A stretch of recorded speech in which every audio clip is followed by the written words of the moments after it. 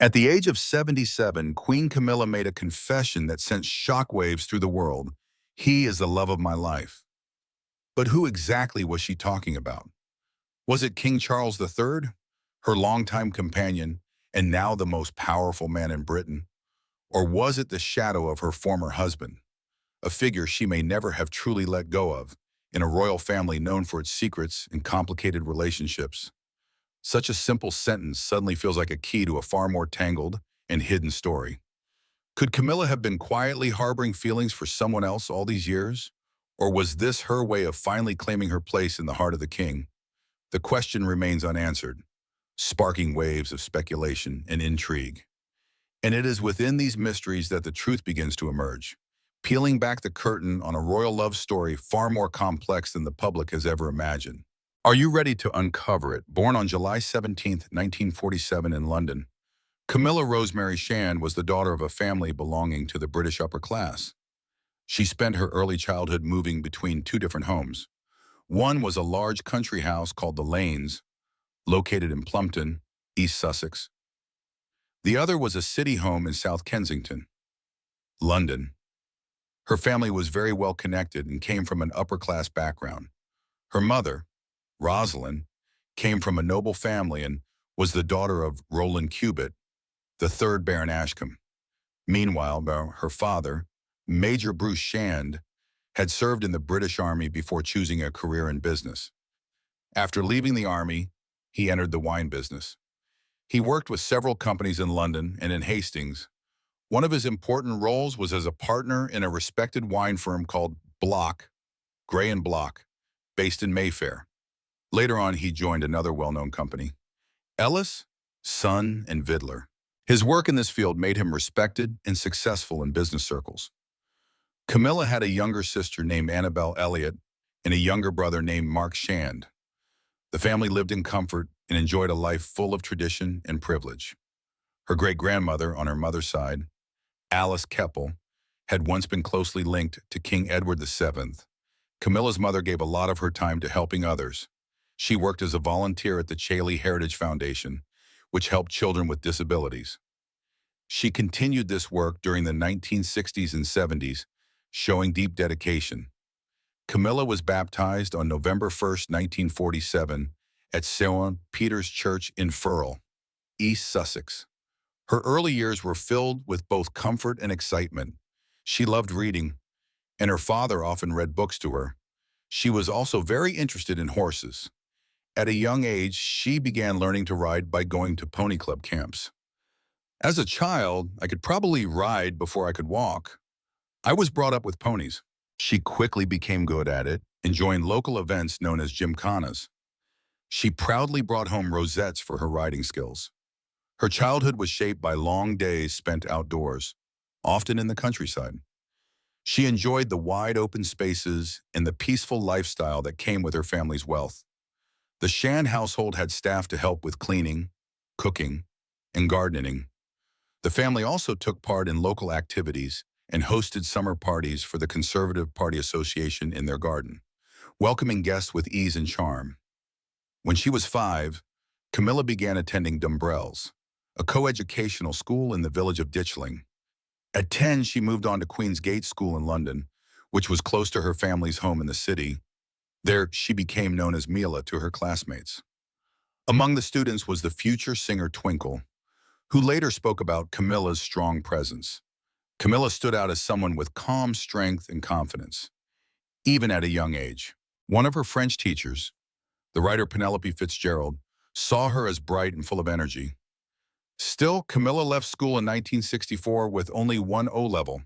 Her parents did not insist she continue her studies. Instead, they sent her to a finishing school in Tolochenaz, Switzerland. The school, called Montfertile, helped young women learn manners and social skills, preparing them for life in high society. After her time in Switzerland, she spent 6 months at the British Institute in Paris studying French and French literature. This gave her a better understanding of the language and culture. In 1965, when she was 17, Camilla was formally introduced to high society as a debutante. She joined more than 300 other young women in this traditional ceremony, which marked their entrance into the social world of the upper class. As she grew older, Camilla slowly began living on her own. She first moved into a small flat in Kensington, sharing it with her friend Jane Wyndham. Later, she moved into a larger apartment in Belgravia. She lived there with Lady Moira Campbell, the daughter of the 4th Duke of Abercorn. At another point, she shared the flat with Virginia Carrington, who had once been married to Camilla's uncle, Lord Ashcombe Quam. Virginia was already familiar with Camilla's family and remained close to them. Camilla began working as a secretary, holding bows with several companies in London's West End. Later, she worked as a receptionist for the decorating firms Sybil Colfax and John Fowler, based in Mayfair. That job didn't last long, as she reportedly lost it for showing up late after going to a dance the night before. Although her jobs didn't always work out, she stayed very involved in the things she loved. Her passion for horses never faded. She continued to ride and take part in equestrian events. Along with riding, she enjoyed painting and even took private lessons, but she was often hard on herself and threw away many of her paintings. Her hobbies didn't stop there. She also liked fishing, gardening, and growing plants. These activities matched the lifestyle she had known since childhood, especially her connection to nature and the countryside. Through these years, Camilla's life was shaped by a mix of wealth, tradition, and personal growth. She learned how to manage on her own while still staying close to the world she had grown up in. Even though she came from a well-known family and followed many of its customs, she also showed she had her own strong and confident character. She moved through life carefully, balancing her background with her growing independence. The initial spark. Camilla Shan met Irish Parker Bowles in the late 1960s through his younger brother, Simon. At the time, Simon worked for her father's wine business in Mayfair. Andrew served as a lieutenant in the Blues and Royals, which was part of the Elite Guards division. Their relationship started slowly but continued over the years with many ups and downs. They often drifted apart only to come back together again. Despite these periods of separation, their engagement was announced in 1973, appearing in the social pages of the Times. It was believed that their families played a strong part in the engagement announcement. Some said that the families had arranged the notice and sent it out without even asking Andrew and Camilla. This surprising act seemed to push Andrew to propose officially, and soon the wedding was planned. They were married on July 4, 1973 in London at the Guards Chapel at Wellington Barracks. The chapel, known for its ties to the Roman Catholic faith, was an important and symbolic place. The event turned into one of the biggest high society weddings of the year. It brought together around 800 guests, many from the most powerful families in Britain. Members of the royal family were also present. Among them were Princess Anne, Princess Margaret, and the Queen Mother. Everything was beautifully arranged, and each detail was planned to reflect the couple's standing in society. Camilla wore a lovely gown designed by Belleville Sassoon, a well-known fashion house favored by noble families. The celebration itself was grand and elegant. Every part of the day showed the social rank of the couple. At the time of the wedding, Camilla was 25 years old and Andrew was 33. After their wedding, Andrew and Camilla moved to Wiltshire. They first bought Bolahide Manor in the village of Allington, a peaceful countryside home. Later, they moved to Middlewick House in Corsham, another large estate. Their life in the countryside fit the traditional lifestyle of the British upper class. The couple had 2 children together. Their son Tom was born on December 18, 1974. Their daughter Laura arrived a few years later on January 1, 1978. Tom held a special connection to the royal family, as King Charles III became his godfather. Both children were raised in the Roman Catholic faith, a decision mainly influenced by Andrew's mother, Anne Parker Bowles. Even though the children followed the Catholic tradition, Camilla herself remained an Anglican and never chose to convert. As time passed, the marriage began to show signs of strain. By the early 1990s, the cracks had grown wider. The bond between Andrew and Camilla had weakened.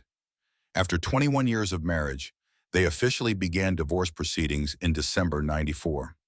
For years, they had been leading mostly separate lives, each moving in their own direction. During this sad period, Camilla also faced another personal blow.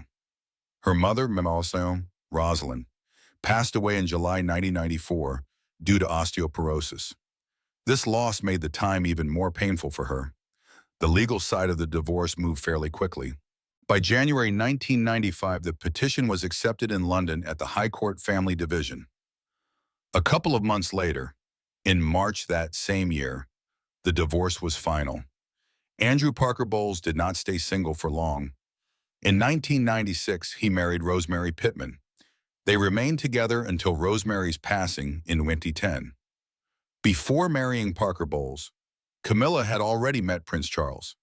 Their first meeting happened in the middle of 1970. At that moment, Andrew had temporarily ended his relationship with Camilla and was seeing Princess Anne. Although Charles and Camilla moved within the same social world and often attended the same events, they had not officially met until a shared friend, Lucia Santa Cruz, introduced them. Their first meeting happened at Santa Cruz's home, and from there, she said, things developed quickly.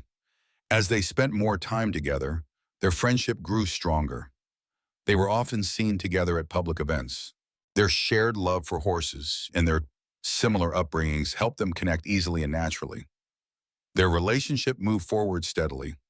Charles was introduced to Camilla's family, and she met some of his relatives as well. But in early 1973, Charles left to serve in the Royal Navy, which demanded all of his attention. This period of separation made it difficult for them to keep their connection strong. By the time he returned, their relationship had faded. Their time together had meant something important to both, but outside pressures shaped the direction of their lives. Even though the romance ended, their bond didn't disappear completely. Over the years, they continued to cross paths. Their history lingered in the background as their lives unfolded in public and private. That early relationship remained the beginning of a story that would later take on a new shape. The dynamics between Camilla and her ex-husband. Camilla was already emotionally close to Charles long before she married Andrew. Her feelings for Charles were deep and strong, and they never truly faded. Even as she moved forward with her marriage to Andrew, her heart remained tied to someone else. On the surface, it looked like she was settling into a new chapter of life. But deep inside, she stayed connected to Charles. Her marriage to Andrew was not built on the same kind of love. It seemed more like a decision shaped by logic, comfort, and social expectations. Andrew, at the same time, lived a life that revolved around his military career and active social circles. He appeared to enjoy his freedom, both personally and professionally. He wasn't the type to share much about his feelings, and the world around them never fully understood what went on between him and Camilla. Many believed that Andrew had some idea about Camilla's continued bond with Charles. Some thought he tolerated it as long as it stayed hidden. Others felt he was never truly aware of how strong that connection still was. Their marriage was often viewed as something practical. People said Camilla chose Andrew because he offered her security. He came from a strong and respected family, had the right background, and seemed like a stable choice. But even with all those qualities, her love for him never matched what she felt for Charles. They shared a life, but she was emotionally distant. Her loyalty never really shifted, no matter how many years passed or what roles they played in public. Her love for Charles shaped her thoughts and choices. Even so, there were small signs that Camilla did care about Andrew, at least in some way. They stayed married for many years, and she didn't leave him quickly or coldly. This suggested that their relationship did carry some form of connection. Maybe not a passionate one, but something familiar. Their life together continued, even though her heart wasn't truly in it. It was possible they developed a kind of friendship or shared understanding over time, one that allowed them to carry on without much open conflict. Their marriage did not end quickly, and Camilla did not rush to be with Charles. Instead, things moved slowly, carefully over many years. Perhaps they both valued the stability that came from staying together. Maybe neither of them wanted to disturb the public image they had built. Their relationship wasn't fueled by strong feelings, but by routine and duty. It felt more like an arrangement that worked for the time being. They lived together, but with a gap between them that never fully closed.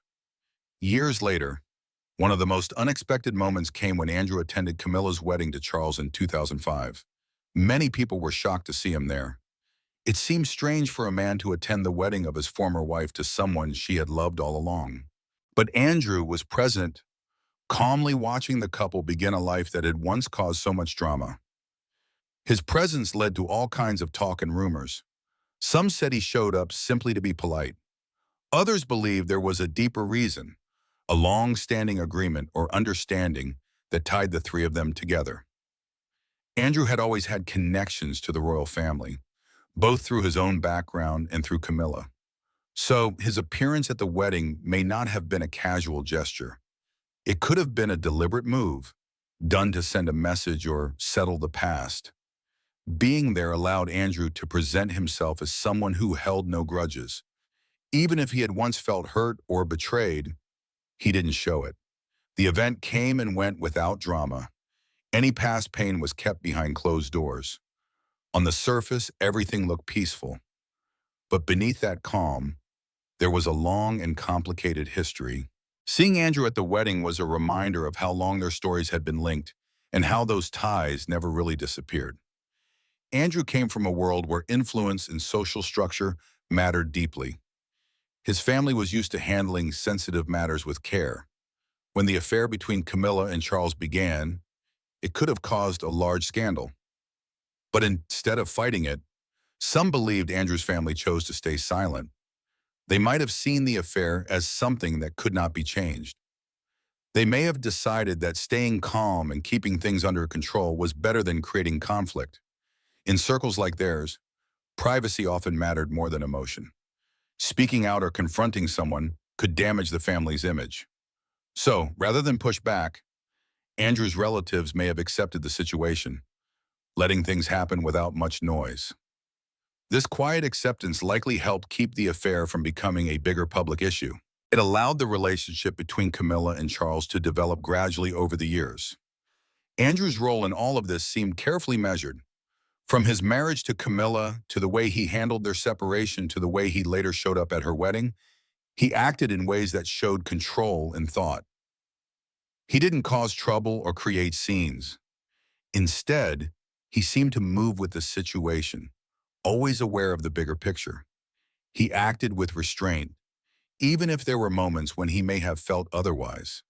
The years passed, and the story unfolded without any explosive moments. There were emotional layers, complex relationships, and unspoken agreements. But through it all, everyone played their parts. Andrew remained a figure who stayed present, but in the background. His actions shaped the outcome in ways that were never loud but always significant. And even though his marriage to Camilla ended, his role in her life and in the life she later built with Charles remained discreetly important, a love that endures. Charles and Camilla's early relationship went through many difficult moments. From the very beginning, there were problems that kept them from staying together.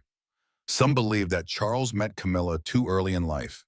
He had his military duties to finish, and he didn't ask her to wait for him. Others said that Lord Mountbatten may have had a hand in keeping them apart. It was believed that he wanted Charles to marry his granddaughter, Amanda Knatchbull, and not Camilla. To stop the relationship, Mountbatten reportedly made sure that Charles was sent far away. At the same time, when Queen Elizabeth, the Queen Mother, did not seem to support Camilla, she was said to have preferred a match with a granddaughter of her close friend, Lady Fermoy. This added more pressure to the already fragile situation. Camilla also had a complicated relationship with Andrew Parker Bowles, which had been going on and off since the late 1960s. Their connection never completely disappeared, which made things even harder. Charles himself didn't seem fully prepared for marriage either. He apparently wanted to wait until he turned 30 before making that decision. Many people close to the royal family believed that, even if Charles had wanted to marry Camilla back then, it would not have been allowed. His cousin and godmother, Patricia Knatchbull, later explained that some palace advisors thought Camilla did not fit the image of a future queen. Despite all this, Charles and Camilla stayed emotionally close.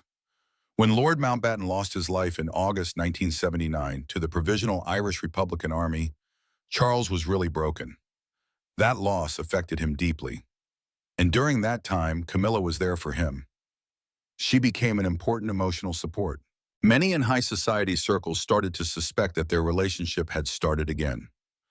Some believed the affair restarted in 1980, while others thought it had never truly ended. But even with this closeness, Charles moved forward with a new relationship. He began to court Lady Diana Spencer. Their relationship quickly became a topic of interest for the public. By 1981, they were married in a grand ceremony that millions of people watched. It was a wedding filled with celebration, but underneath the surface, things were not as perfect as on it appeared. Over the next decade, Charles and Camilla's relationship became the center of attention again, this time in a very damaging way. In 1992, a book titled Diana, Her True Story made it clear that Charles had been unfaithful. This was followed in 1993 by the release of a private phone call between Charles and Camilla, which the press labeled as the Camilla Gate scandal. The contents of the call shocked the public. It painted a troubling picture of their closeness, while Charles was still married to Diana. Public reaction was intense. Charles's reputation suffered greatly, and Camilla was harshly judged by newspapers and magazines. In '94, Charles spoke openly in a TV interview.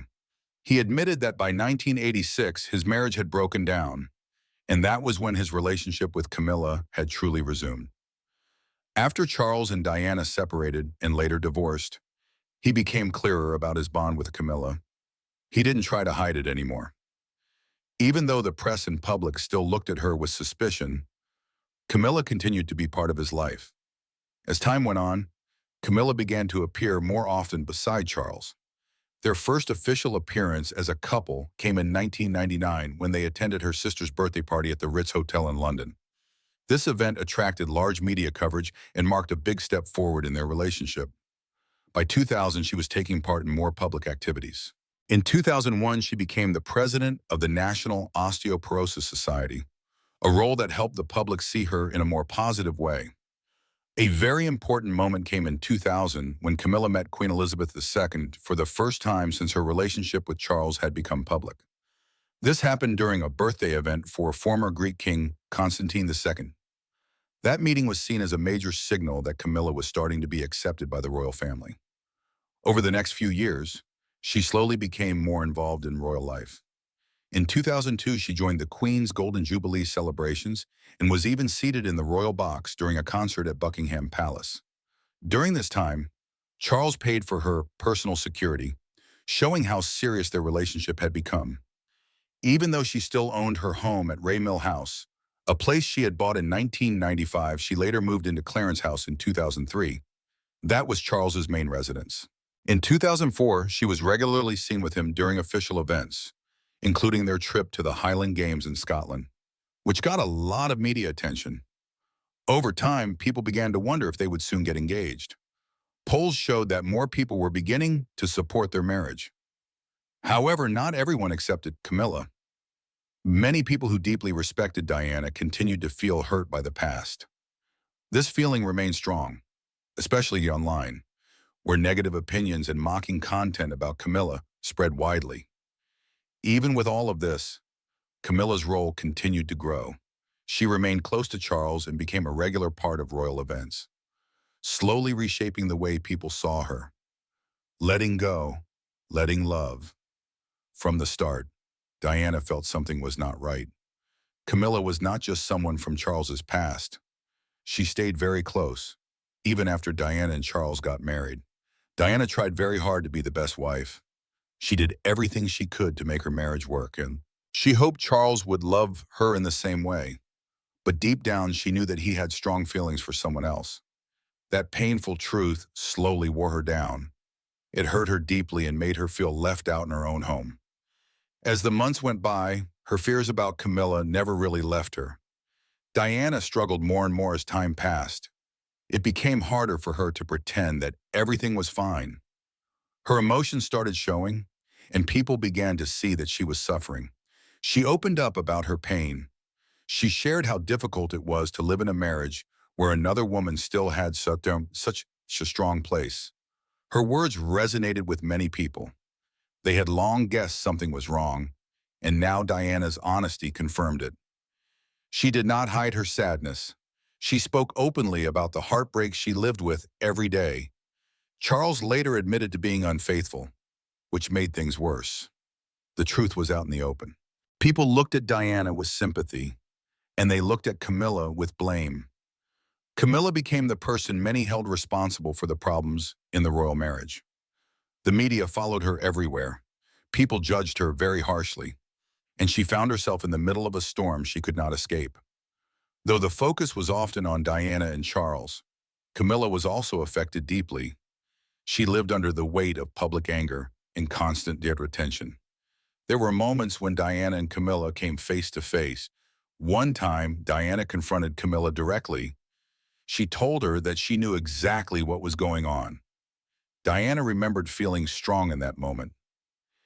Even though the situation did not really change afterward, the tension between them remained. That conversation only showed how much Diana was hurting. She wanted to be heard, to be seen, and to matter in a marriage that felt like it was falling apart around her. As things got worse, Diana accepted that Charles's heart was somewhere else. So she began to look for comfort in other places. She formed relationships of her own. She needed love and kindness, something she was no longer getting at home. Charles, meanwhile, stayed close to Camilla. Their connection never faded. Even though people didn't approve, their bond seemed to grow stronger. The royal family tried to manage the scandal, but everything was already too damaged. By 1990, the divorce between Diana and Charles became official. It was the end of a marriage that had once been full of hope and promise. Then everything changed when Diana passed away in 1997. The world mourned her deeply. The public turned their focus away from Camilla, who stepped out of view for a long time. She kept a low profile as the royal family dealt with their grief and the public sorrow. Time passed slowly, and gradually things began to shift again. Charles and Camilla stayed together, though they kept things private. When Clarence House announced that Charles and Camilla were getting engaged, the news brought a wave of attention. People remembered everything from the past, and many had strong opinions. Charles was next in line to be king. Camilla had been married before, which caused even more debate. Still, the couple moved forward. The engagement was marked with a special ring. It had a large square diamond in the center with 3 smaller diamonds on each side. The ring had belonged to Charles's grandmother, making it very meaningful. Even though the situation was complicated, the engagement went ahead with full support. The Queen gave her approval.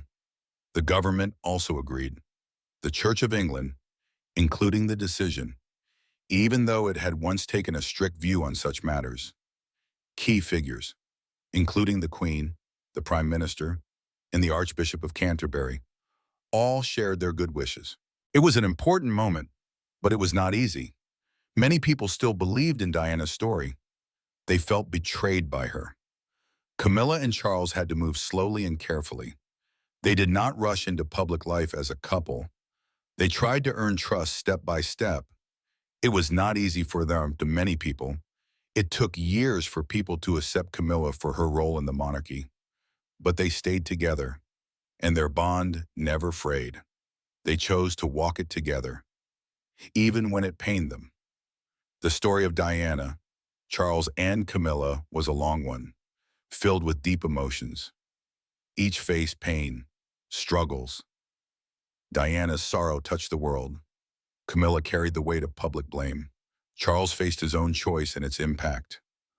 The world watched closely.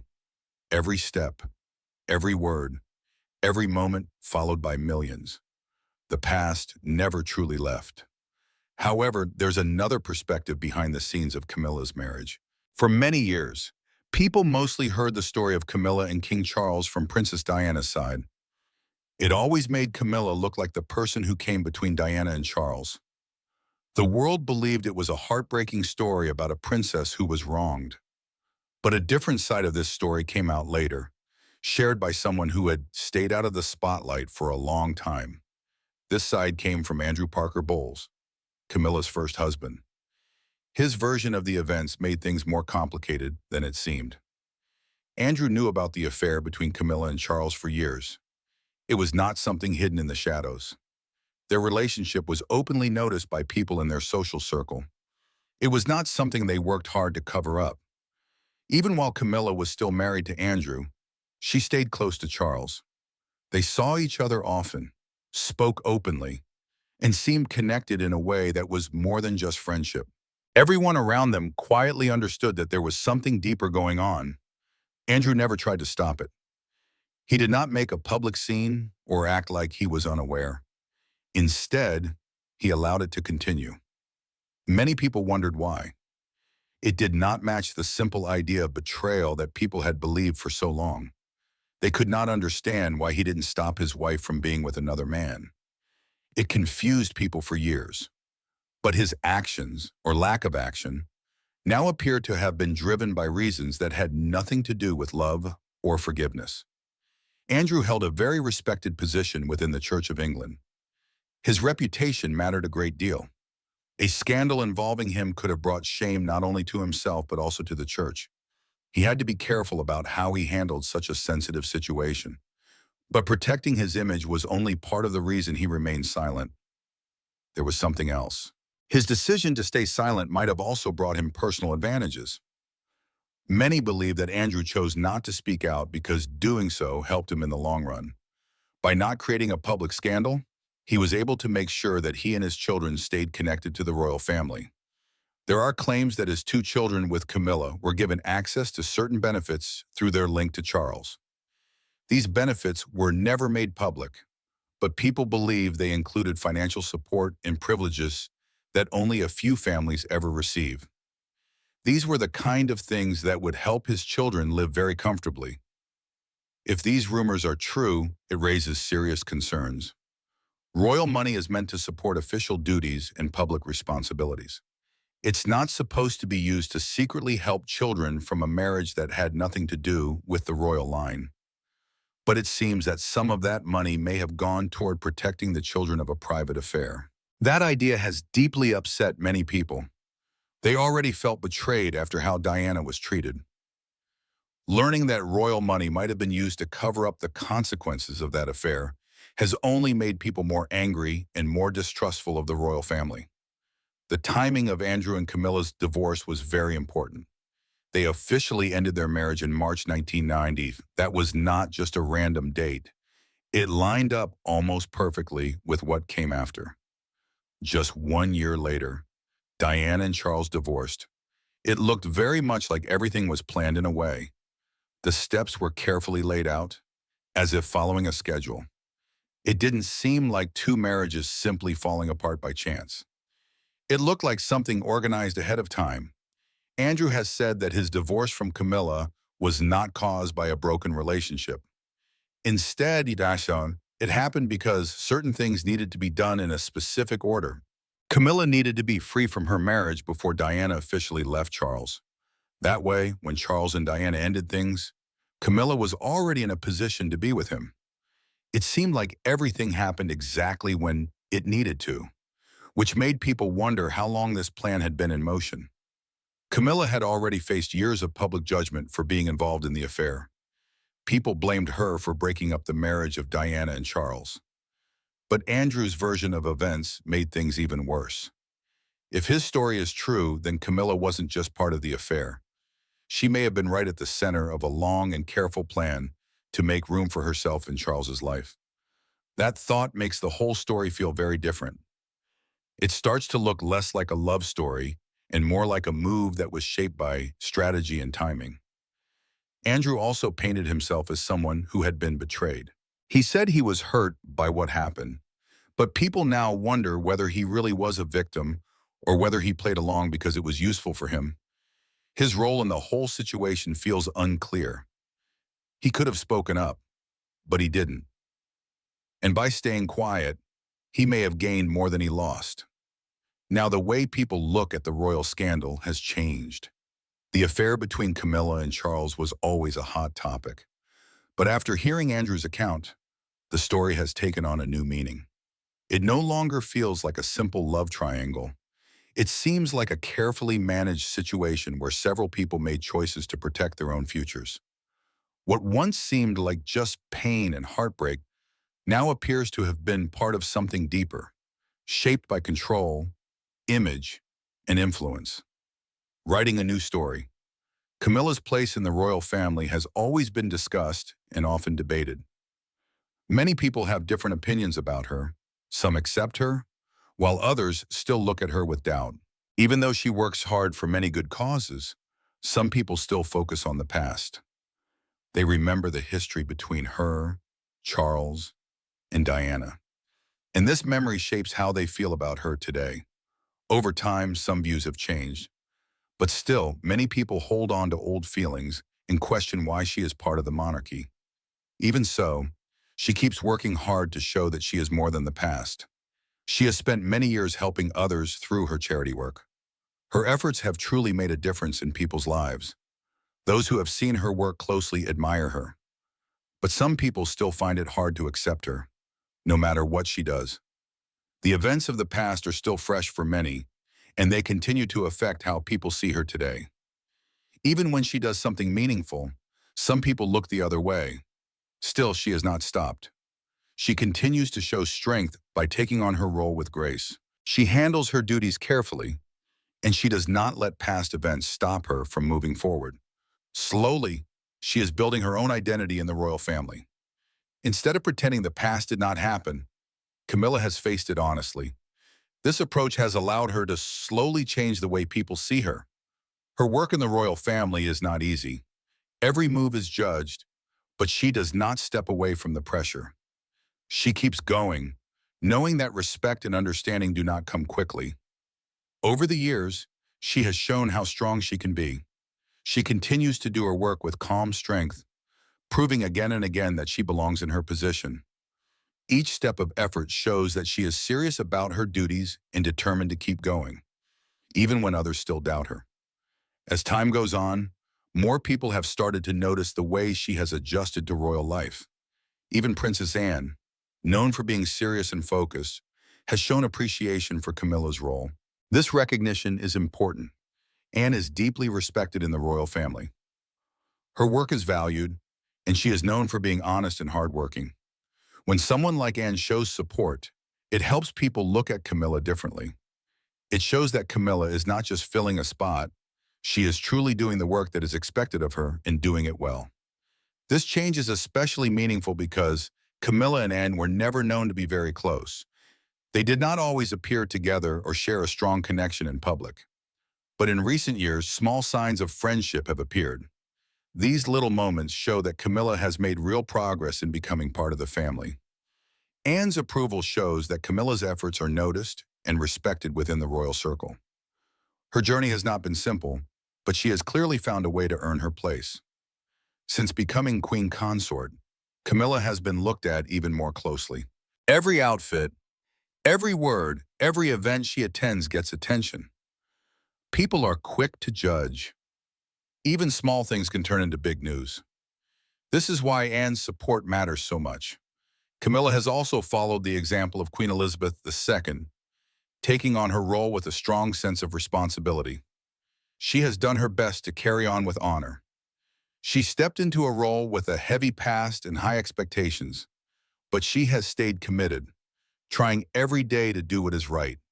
Through steady effort and care, Camilla has earned a kind of respect that once seemed out of reach. Some royal experts believe that people have begun to see the real her. They believe that her honest approach and deep care for causes have helped her gain support. She does not just follow royal traditions for show. She connects her work to her personal values, which makes her actions feel real and sincere. Charity work has always been a major part of how she uses her role. She has focused on serious issues like domestic violence, education, and health. One cause very close to her is osteoporosis. She has seen how badly this disease can affect lives, especially in her own family. This personal connection has pushed her to speak out, raise money, and support those affected. She has joined hands with groups like the National Osteoporosis Society and women's aid to help spread awareness and support victims. Camilla doesn't just lend her name to these causes. She takes part in real activities. She attends meetings, speaks at events, and pushes for change. She puts in time and effort to make sure these issues stay in the spotlight. Her support brings attention to problems that many ignore. By doing this work, she has slowly changed how people see her. They are starting to notice her not only as a royal figure, but also as someone who truly cares. Many who once saw her as an outsider to the royal circle now know she takes her role seriously. She continues to work hard, even if not everyone is ready to accept her. She has not tried to erase the past, but she has chosen to move forward with kindness and care. The life of Queen Camilla is a long and turbulent journey, marked by disapproving glances, years spent hidden in the shadows, and finally, recognition at the highest level of the royal family. Her love story with King Charles is not a sweet fairy tale, but rather a symphony of patience, struggle, and quiet sacrifice. Perhaps it is exactly those experiences that give weight and depth to her confession. He is the love of my life. If you are also curious about the hidden corners of the real lives behind the British royal family, make sure to subscribe to the channel so you never miss a single story. Behind the palace doors, there are always truths waiting to be revealed, and we are here to take you deeper into every secret.